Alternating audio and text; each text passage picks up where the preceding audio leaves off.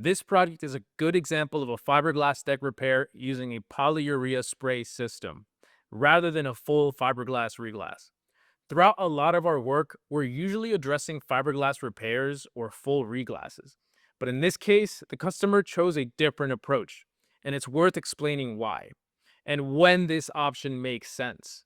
The existing fiberglass system was still serviceable, so instead of removing and reglassing the deck, a polyurea coating was applied over the fiberglass surface. One of the biggest advantages of going this route is impact resistance. Polyurea creates a single, unified membrane that's extremely tough, making it a good option for high traffic decks or areas that see heavier use. Another advantage is speed.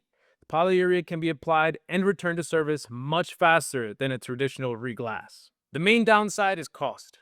Polyurea systems are generally more expensive, and that's really the biggest trade off.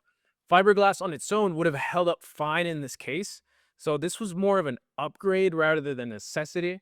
And it's also important to understand that polyurea is not a cure all.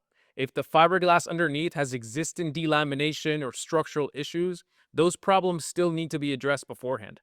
Polyurea won't fix bad fiberglass, but because it forms one continuous surface, it does add an extra layer of protection and insurance once the base is properly prepared. Can water infiltration still occur in weak areas? Absolutely. Nothing is 100%. But when applied correctly over a sound fiberglass system, polyurea significantly increases durability and resistance to wear. In this case, the customer wanted additional strength and long-term performance for a deck that sees frequent use.